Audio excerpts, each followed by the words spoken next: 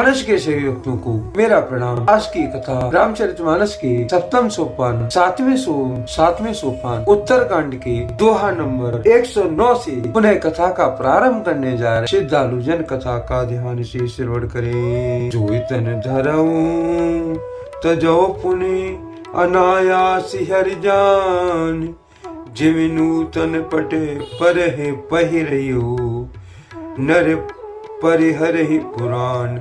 सियापति राम जय जय राम, मेरे प्रभु राम सीता राम। प्रभु की कृपा भरे सब काजू, जन्म हमार सफल आजू। तुलसीदास जी इस दोहे का भावार्थ इस कारस्ते है। हे हरिवाहन, मैं जो भी शरीर धारण करता हूँ उसे बिना ही परिश्रम वैसे ही सुख पूर्वक त्याग कर देता हूँ, जैसे मनुष्य अपना पुराना वस्त्र त्याग कर देता है और नया पहन लेता है। शिव साखी श्रुति नीति अरो, मैं नहीं पाव कलेश। ये विधि धरयूं विविधि तनु, ज्ञान न गयो खगेश। सियापति राम जय जय राम, मेरे प्रभु राम जय जय राम। शिव जी ने वेद की मर्यादा की रक्षा की और मैंने कलेश भी नहीं पाया। इस कार्य पक्षीराज, मैंने बहुत से शरीर धारण किए पर मेरा ज्ञान नहीं गया। त्रिजग देव नर जो तनु धरहूं, त्यो तय राम भजन अनुसरहूं। एक सूल मोय बिसर न काहू, गुरु कर कोमल शील सुभाऊ। पशु पक्षी देवता मनुष्य का जो भी शरीर धारण करता, वहां उस शरीर में मैं श्री राम जी का भजन जारी रखता। इस कार में सुखी हो गया, परंतु एक सूल मुझे बना रहा। गुरु जी का कोमल सुशील स्वभाव मुझे कभी नहीं भूलता।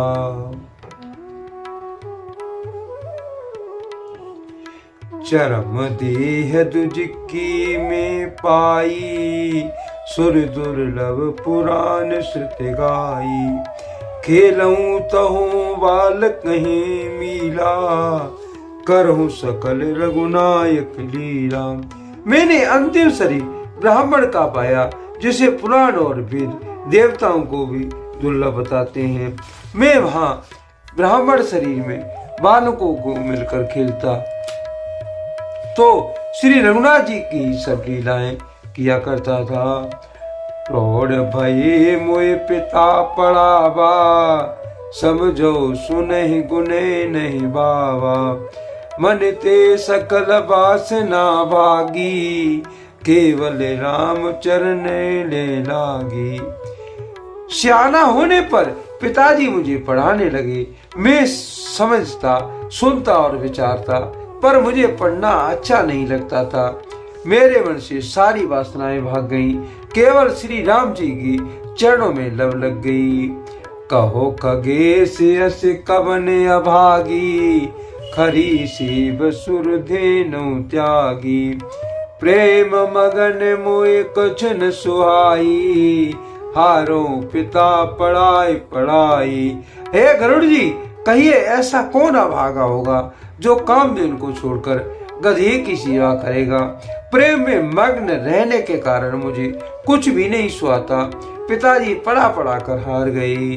भई काल बस जब पित माता, मैं बन गयो भजन जनताता। जय जय विपिन मुनीश्वर पावो, आश्रम जाय जाय सिर नावो।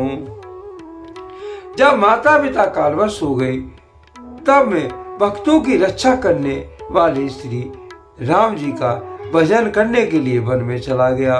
वन में जहाँ था मुनीश्वरों के आश्रम पाता, वहां मैं जाकर उन्हें सिर नवाता।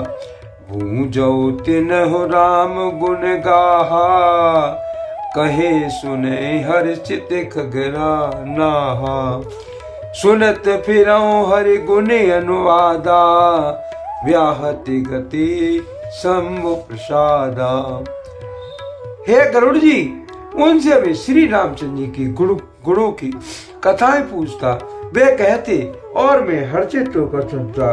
इस प्रकार में सदा श्री हरि के गुणानुगान सुनता फिरता हुआ शिव जी की कृपा से मेरी सर्वत्र अबाधित गति थी। अर्थात में जहाँ चाहता था वहीं पहुंच जाता था। छूटी त्रिवेदी सेना गाड़ी, एक लाल सा और अति बारी। राम चरण बारिज जब देखो, तब निज जन्म सफल कर लेखो। तीनों प्रकार की पुत्र की, धन की और मन मान की गहरी प्रबल वासनाएं छूट गईं और हृदय में एक ही लालसा अत्यंत बढ़ गई कि जब श्री रामचंद्र जी के चरणों में दर्शन करूं तब अपना जन्म सफल हुआ समझूं। जे पूछे सोए मुनि से कही, ईश्वर सर्वभूत मही अहि। निर्गुण मत नहीं मोहि सुहाई, सगुण ब्रह्म रति उरे अधिकाई। जिनसे मैं पूछता वे ही मुनि ऐसा कहते हैं कि ईश्वर सर्वभूतमय है। यह निर्गुण मत मुझे नहीं सुहाता था। हृदय में सगुण ब्रह्म पर प्रीति बढ़ रही थी। गुरु के वचन सुरति करे, राम चरण मन लाग। रघुपति जस गावत फिरो, छन छन नव अनुराग।